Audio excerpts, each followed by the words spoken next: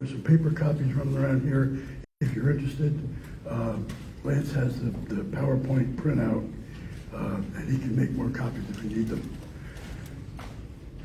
We were talking about the interpretation of the Bible. Last week we left with the exegesis, the word exegesis, to pull out of what the Bible is, what it says to us, as opposed to us putting into it what we wanted to say. We talked about eisegesis, the context and the content and the context. Basically, we're trying to get out of the Bible what God wrote in that Bible for the people at the time the Bible was written. Okay? So the first step in understanding the Bible is to understand, or try to understand, what the Bible said to the people to whom it was written several thousand years ago, or many thousand years ago, as we're talking about the Old Testament. So that's the first step. That's the first step in exegesis. Exegesis is not the only step. Exegesis is the first step. I mentioned last week that we're going to talk about hermeneutics. Hermeneutics is nothing more than a tool that is used to help exegesis. And then the next part, which is the really difficult part for us, is figuring how what words were used then to basically give those folks who hadn't heard that word a particular level of understanding and feeling. How do I translate that understanding and feeling to words that we can get today, the same understanding and feeling? And that process of kind of figuring out which word goes with what word, that is a non-trivial task. That is a serious task. And we really, if you're interested in reading the Bible and becoming a Christian and growing and delving into it and really understanding His Word so that you can go out and actually influence others to the Bible, then you need to pay attention to this. And the reason why I emphasize this, I'm going to talk about some difficulties in hermeneutics and so forth. The reason why I emphasize it is because one of the most discouraging things that I witness are people that are literally turned away from becoming Christians, discouraged from becoming Christians, because of a misunderstanding about an interpretation of a non-sanctimal, non-salvational issue. Okay? There are a lot of things in the Bible that pertain directly to salvation, and those things you have to try hard to not understand. But there's an awful lot of stuff in the Bible which is descriptive, not prescriptive. And when you have a difference of opinion of a descriptive, non-salvational issue, you don't want to be turning somebody off on Christ. Okay? But I see it all the time. And I hate to see it. And in some cases, it's huge numbers of people that get turned away from the Bible because of things like this. And we'll just kind of look at them quickly. All right. So now we're into the hermeneutic side. All right. The exegesis was getting the word out to the people, understanding the word and what it meant to the people then and there. In hermeneutics is just a tool. It's a tool to assist and validate exegesis. And it's also going to validate the next step, which is the final interpretation. So first we have to determine the original intent in the then and the there. Everything we read in the Bible, we've got to first figure out what did it mean to them there. We cannot say that something means something today that it could not have meant then and there. There's nothing in the Bible that God wrote to the people of that time that couldn't be understood until 2,000 years later. What He wrote to them, they could understand, they could live by. We can't put an interpretation on it that couldn't even have existed back then. And yet, people try to do it. All right, so we're going to try to determine the best words in the here and now. I just said that. Okay, yeah, basically a text cannot mean now what it could not have meant then. All right? The world has changed a lot. And, all right. So what I use is a 5-step checklist. The word hermeneutics is a kind of a generic word. It means lots of different systems of interpretation to lots of different people. The one that I stole from a guy down in Alabama by the name of Cud Woods. he summarized his method into 5, and it worked really good for him, and I kind of like it, so I stole it, and I've been pushing it ever since. I use what's called the 5-step checklist: lexical, syntax, context, historical, and harmony. Let's look what those things mean. All right, first of all, lexical.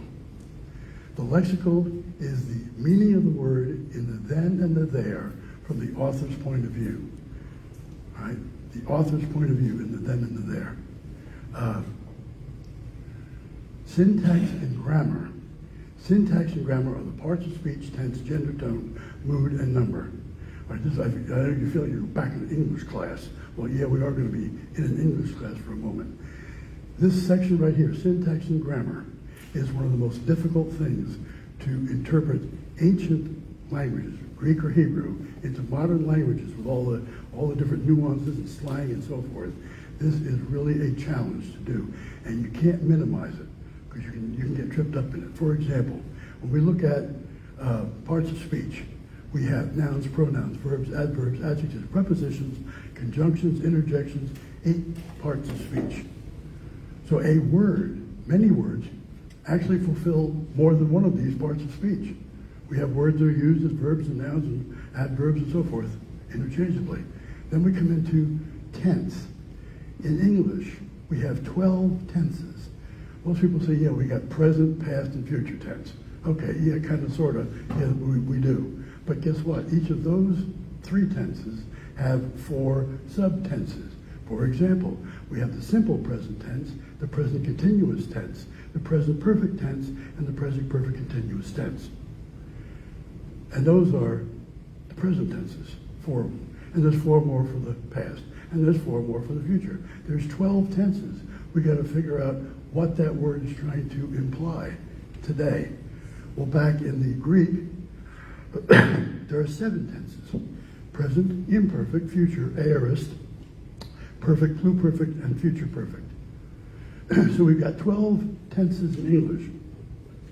We got to figure out what it winds up with the 8 tenses in Greek in order to get the right implication of what the word means today. Not a trivial task. In Greek, there are, tenses. Oh, gender. How many genders are there? 2.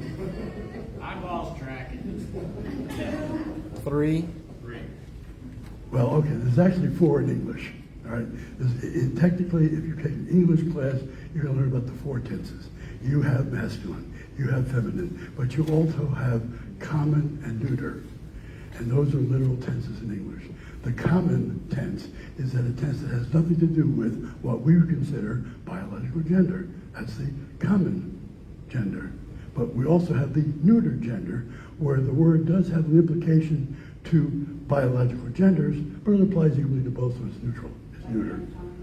Exactly, yeah. So there's actually 4. So if anybody wants to give you a hard time, 2 genders, 36, 4. There's really only 4 genders that are officially recognized in the language English. All right. What else we got? And tone. Tone and mood. Tone and mood. Tone is the attitude that comes across from the writer when he writes something. He not only tells you a couple of words that mean some fact or figure or event, but he also imparts a tone. And that tone has an awful lot to do with the meaning of the sentence. The mood is what is incited in the person to feel when he hears that tone. So we got tone and mood. And those things are very difficult to translate from ancient languages, but it makes a difference in what it means. Number, you have these plural, singular, stuff like that. All right. But here, just in one category, all the things you got to worry. How many people think about those things when you're sitting down and reading a book? All right. So if you really get into, if you're going to get to the point where you want to understand what the Bible says, so that you can turn around and say, you better do this, or he ain't going to get it. Some things you need to be thinking about here. And if you get this wrong, you might leave them out on the limb. And that's where I kind of worry about that. All right, so this is a complicated topic. Context. This is fairly straightforward. We talked about it in exegesis. This is the context within the verse, but then the verse within the paragraph, then the paragraph within the total topic, and then the total topic within the book. All right? We can't have words that mean confusingly different things within the same sentence or paragraph or thought, okay? And trust me, I honestly believe that when the Holy Spirit inspired these things to be written, they weren't confusing. The Holy Spirit chose to inspire this guy to use the words that would best describe it to those people in that day. Our job is to figure out what that is. Historic. Well, historic is kind of straightforward. You have the historical environment of both the author and the audience. You have to understand where this person was in history. How are they being influenced historically, both the author and the audience. And last but not least, harmony. Harmony is when the author's body of work. And this shows up a lot in the New Testament with Paul. Paul writes an awful lot of stuff. Paul uses the same words in a lot of his stuff. And guess what? There are a few places within Paul's works where the words used are very consistently, book after book after book after book, means the same thing. But then lo and behold, here comes the book down the end where he uses the word in the same way, but you could interpret it another way. And lo and behold, there's going to be a group of people that are going to try to make that word interpret to mean something totally not Paul. And they ignore then the rest of the harmony of all of his works. Okay? So the harmony is a way of bringing it together at a high level. So there's the 5 steps in hermeneutics. Within the authors, within Scripture. Yeah, the other thing, one of the nice things about being an inspired book is that God makes sure that all the books are in harmony. Okay? No one book, no one section of any one book sticks out as a sore thumb as being wrong. The entire Scripture is in harmony. So if you're reading through a particular book and here comes something that just doesn't make sense and you come up with a wild interpretation of what it means, but that doesn't fit within all of that author's books, or within all the books of the New Testament, or within the main theme of the entire Bible, time to go back and rethink your interpretation. Okay? A lot of folks find it really exciting, finding new and exciting ways to interpret the Bible that have nothing to do with the Bible. All right, bottom line, it means that God intended it to mean when it was first spoken or written. So the meaning that we're looking for is the one that God intended it to mean to the folks who were reading it when it was first written. And we cannot go far afield from that. All right? All right. So what are the requirements in order to do good hermeneutics? Well, first of all, we need a good translation. Translators start with 2 decisions, the textual and the linguistic. We've already looked at the textual. Textual is how close to the original text is the copy I am using. So when we're talking about the history of the Bible, all those places where we started off getting variations and variations on variations and so forth, the closer we are to the original writing, by the least number of scribes, by the least number of opinions, is probably the most accurate translation. And because God saw fit not to leave us the original, which by the way over the years could have been changed, but to leave us many, many copies so that when they do get changed, as they're likely to be, we can line up all of these different versions of the same one and say, okay, yeah, looking at the word count, yeah, this one only appears here, this is what the thing said. And we can come up with an extraordinarily accurate interpretation of what the original had by having many copies of the original. So that's textual. The other one is, continuing on textual, external evidence, the physical quality and age of the manuscripts, we talked about that, the quality of the scribes copying. There are some things, I think I made an example, I don't know if I'll get to it, but there's some examples of scribes, including in the text, stuff that they originally had as notes, but they put little figures in there to say, by the way, this is a note, not a text, and so forth. But the quality, the effort that the scribes took to make sure that here's my opinion, here's God's opinion, and keep them separate is important. All right, linguistic. This is where we're going from language 1 to language 2. There's 3 different approaches. We briefly touched on it in the history of the Bible. The formal equivalence. This is the one where we're trying for a word-for-word translation. So a formal equivalent translation is going to be, as best could be, a word-for-word translation. They're going to try to maintain historical distance. However, a word-for-word translation is going to be difficult to read because the style of writing changes. They sequence of words. In Spanish, we build a house and we paint it red. In English, we paint it red and then we build the house. I mean, there's a different order and sequence in natural languages. So, word for word translations, they may try to fix some of that, but it's not going to flow like it does in English. The other side is the functional equivalent, where they take the original meaning and the idioms and they move them over to the best likely fit in English, but it is not word for word. It's going to be translating and updating the language and the grammar and style. So this would be the NIV. So you got the NASB or the ESV, and then the NIV down here, and then getting more and more readable New Living Translation. And then when we get to free or paraphrase, which is ideas from the original language into the ideas today. And there's no attempt to do a word for word. Here's the way they felt about the story, and here's the way I feel about the story. Okay? So these are the three different levels that have to be considered when you're doing a linguistic translation. But we need a good translation, right? All right, let's look at Bible genres. My original intent was to look at each of the ways, the genres the Bible is written, and look for specific hermeneutical points to help us get through each one. I've actually written only 3 of them and ran out of time. Actually, we sold the house, I stopped writing, and so I never got to finish it. Had I finished it, these are all the different genres that are different. When the Bible's written in different genres, you have to read epistles differently than Old Testament, than Acts, the Gospels. So I want to get through as much of the first 3 as we can. I might be able to get through the epistles, maybe. But I think it's all the rest of it. Some of it's there in the paper. All right, let's start with the epistles. We want to think contextually. So when we're studying the epistles, when we're reading the epistles, and we want to understand the epistles, we want to think contextually. What does that mean? First of all, why the epistles? Why start with the epistles? Why not start with the Gospels? We start with the epistles because it's the most familiar part of the Bible for most people. This is what most people read about the Bible. They'll tell you, most people will quote you more out of the epistles than they will out of the Gospels. Okay? It's often thought of as the easiest to read and interpret. It's like reading a history. It's like, it's easy to read, right? No problem. Well, actually, it is kind of full of moments.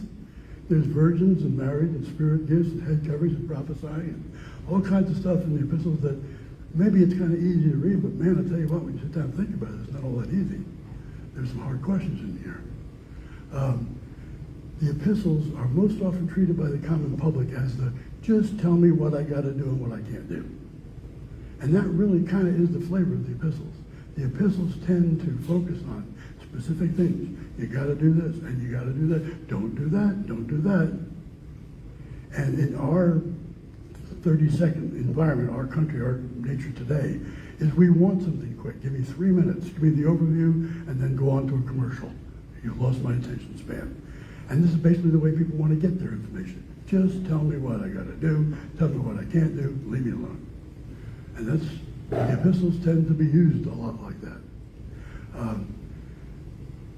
We start with the epistles because there's lots of examples of where context is critical. Remember, context in the exegesis part we talked about last week, context is a major underpinning of exegesis. If you don't have a good handle on the context, you don't have a good handle on the understanding or the interpretation. So, what are the epistles? Well, basically, the New Testament minus the 4 Gospels, Acts, and Revelations.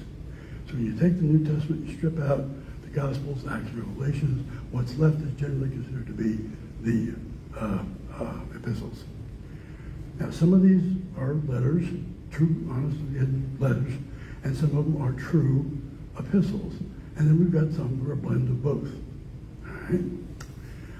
Most first century letters, if you look at first century letters, we got lots of examples of letters. Actually, there's all sorts of writings that are available from the first century that are non-biblical. I mean, libraries full of this stuff. We tend to focus on the biblical, but there's lots and lots of other examples about society, life, how they treated, how they communicated. First century letters generally fell into a 6-part standard format. It starts with the name of the writer, then the name of the recipient, a greeting, then a prayer wish, the actual body of the lesson or the letter, a final greeting, and a farewell. Okay? Nowadays we do emails and leave off the first 6 and the last 5 and you say, hi, do this, bye. Okay? But letters in the first century definitely had a format. And as you look through the epistles, there are some that are obviously letters. Right? But they are usually written to a person. Letters, generally speaking, are addressed to a person or at best a small group of people. And they are non-literary. They're not written in a style that says, well, my English teacher would have said you meant that. Okay? If you need to worry about what your English teacher said it meant, it's literary. Most of the letters were not. They're just straight up. Here it is. All right? The epistles, however, are usually expository and public. What does expository mean? Explaining, exposing, expository. Yeah. Basically a document that is going to expose, explain, fill in the details, give you some background, expository information. It's information you need to know, and I'm taking the time to write to you and tell you you need to know this stuff. It is now exposed to you. And they're also public. They're generally not written to an individual, but they're written to intend to be copied and circulated. Or like the old Bibles of Ukraine, where they literally would buy a Bible, tear every book up and hand it out and circulate it, literally. So it's expository and public. So why are they grouped together? Well, they're grouped together as epistles because they are occasional documents. I'll get to that occasional in a minute. They're all from the first century. So basically all of the epistles are written between like late 40s, perhaps early 50s, more likely, up until the just before 70s, with a couple of dribbling in after the 70s, prior to the late 90s. So they're all written in the first century. Occasional. And this text, in the text, in the sense of textual criticism, an occasional document is one that is called forth. A document is called forth. What that means is there's something happening out there that is causing someone to call forth, come here and explain this, answer this, fix this, talk about this. It's the situation that's calling forth an explanation. So an occasional document is a called forth. It is arising out of and intended for a specific occasion. It's not a generic treatise. It's a called forth specific document. The answers are usually based on the context of the author to the context of the receiver. In order to fully understand what was written, you have to understand what the asker is asking and the answerer is answering in the context of that time and that place. This is one of the places where we have to be real careful about taking the context of the author and translating it to the 21st century. Okay, pitfalls. They usually dealt with behavior that needed correcting. So many of the epistles that are truly epistles dealt with specific occasions, that behavior that needed correcting, doctrinal error that needed to be set straight, misunderstandings that needed clarification. Okay, those are the occasions which called forth the document called the epistle.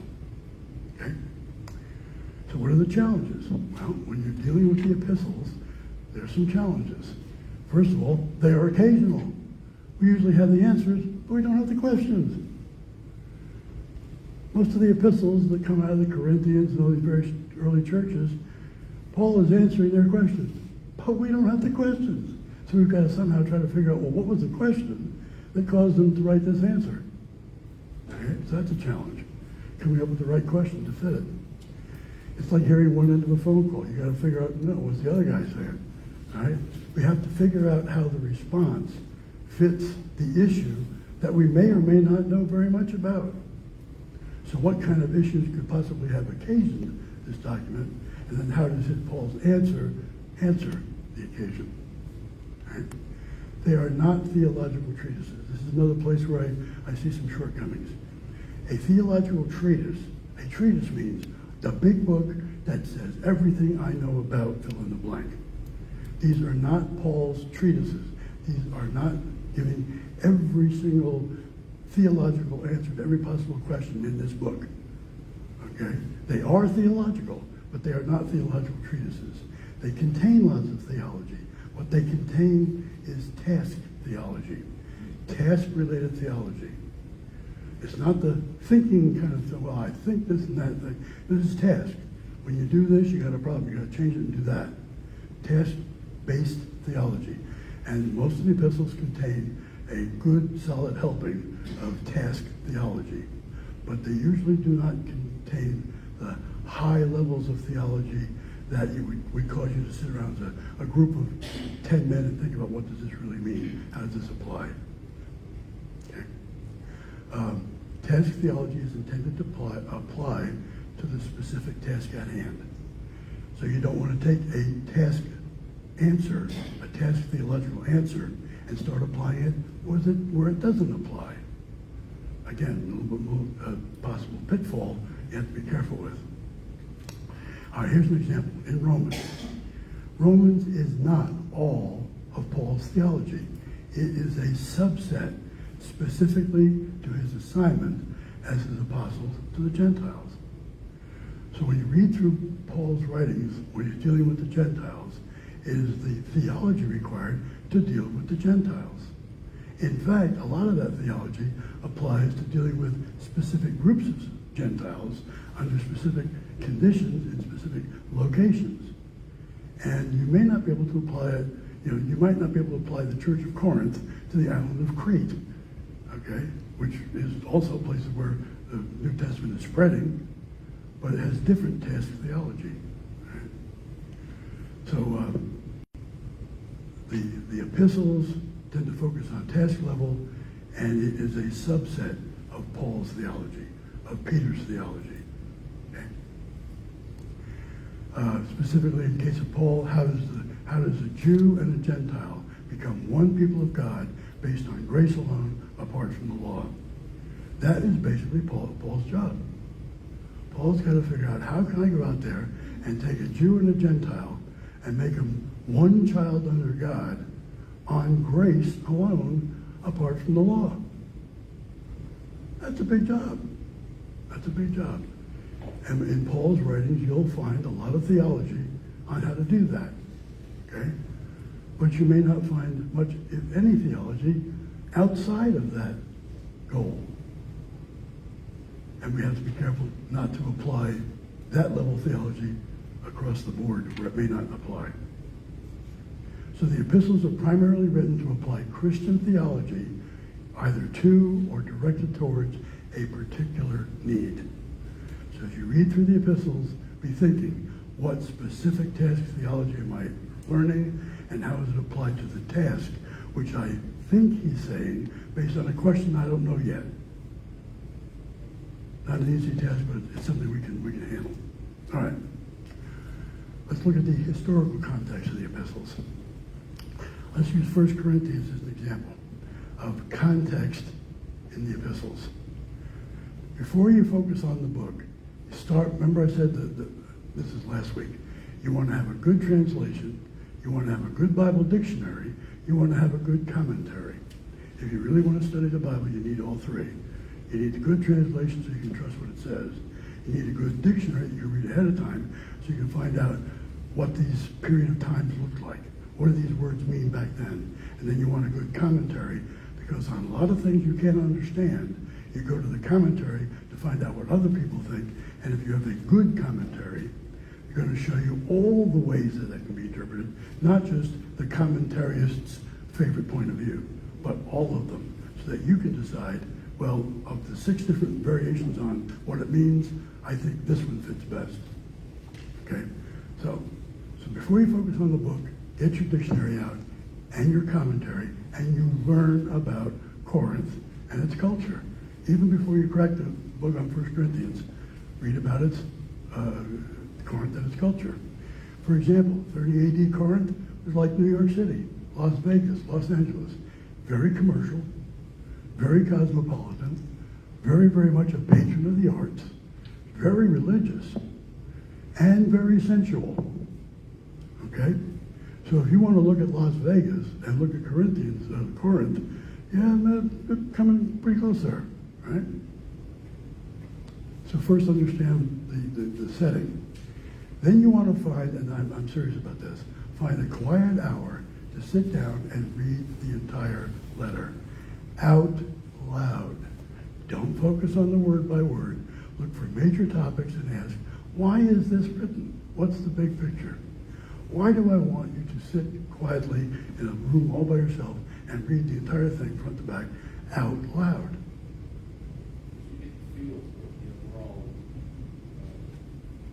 Yeah, you're sneaking up on it. This is the way it was written. This was the way it was originally intended to communicate to people. It was a verbal communication.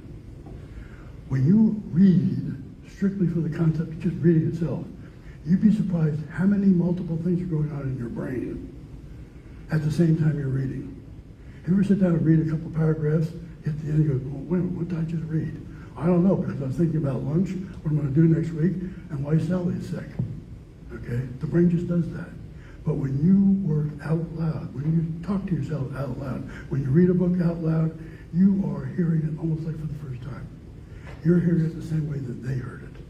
So when you sit down and read a book, start to finish out loud, you will get a whole different view of the book.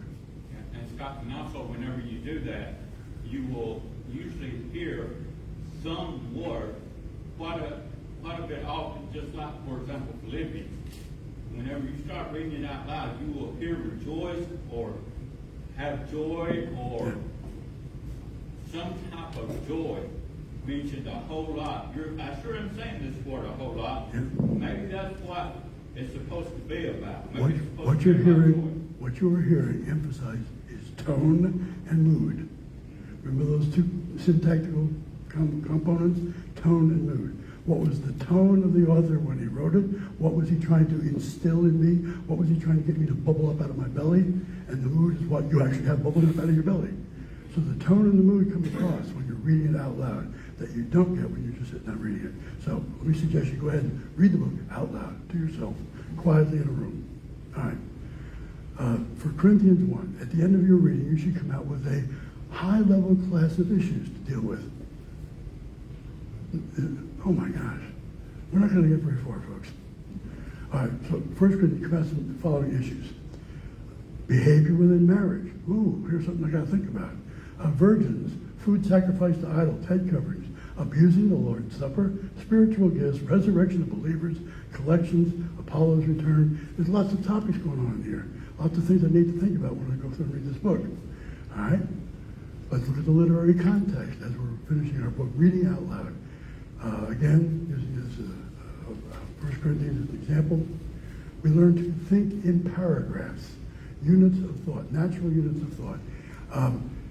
Technically, it's called pericopes. It's like the word periscope without the S. A pericope in a religious writing is the number of verses plus paragraphs necessary to talk about a specific topic. So it's definitely going to occur across more than one verse.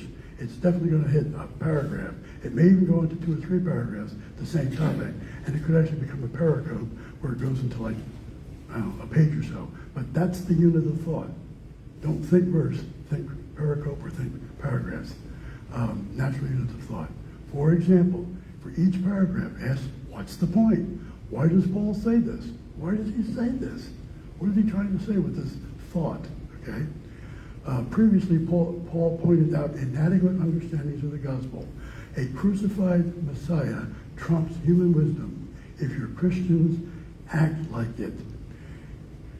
From a higher level, what he's really trying to say is you guys are down here in the dirt, and you're fighting over A, and you're fighting over B. Well, is it more like A than B? Is it half B and half A, or a little bit of C?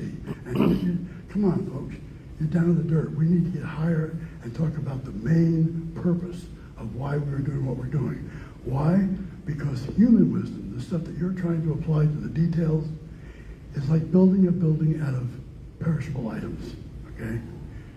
That's not what we're after. We're not trying to improve you as a Christian. Well, I'll get to that. I'm getting ahead of myself. For example, he uses agriculture and then architecture as a metaphor to build the point.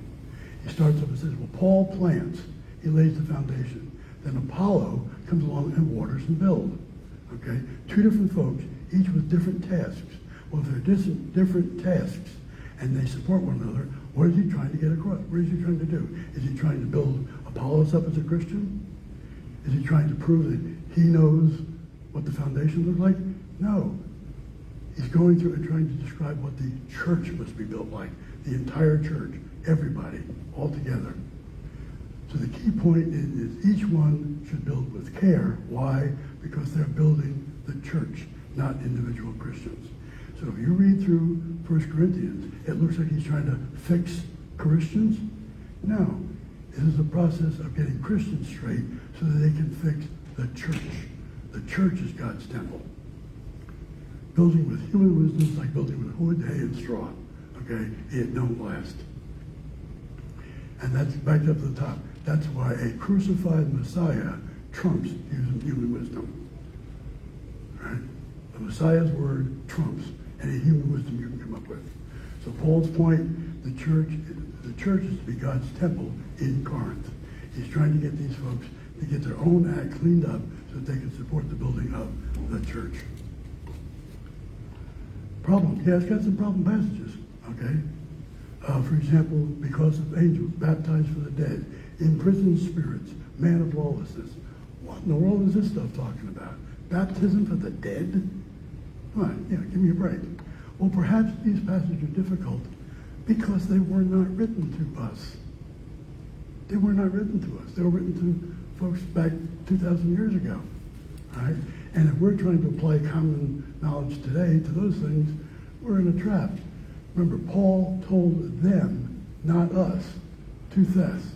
This is the evidence of a righteous judgment of God, that you may be considered worthy of the kingdom of God, for which you are also suffering, since indeed God considers justified just to repay you with those afflictions. Those are 3 times, hey, you folks, you're the folks I'm talking about. Paul spends a lot of time answering the questions of folks then and there that had a problem. Not us. And we may be able to apply some stuff from that, but remember, the original intent was to them. I'm not going to get very far at all. All right. That baptized for the dead. What does that mean? Well, bottom line is, but we don't know who he's talking to. Baptized. When he's talking about baptizing for the dead, who is he talking to and why? We don't have the question. We have the answer. So, but is that a problem? No. Make sure you understand that the Holy Spirit will give you what you need to know. If you can't figure out what this means, chances are you don't need to know it. Don't lose a whole lot of time over it. Okay? Consult a good commentary. One that offers many interpretations, not their favorite. And this 1 Corinthians 15:29, baptizing for the dead. At last count, there are 40 different opinions in the commentaries about what this means. You shouldn't spend a whole lot of time on the sleepover. We don't need to know it. How much time? All right, one more. The key takeaway: what God wants us to know has been communicated to us. Okay, and I think I have to stop there because I'm already 2 minutes over. It's been wonderful, guys. I enjoy it. Watch my Facebook page for future classes.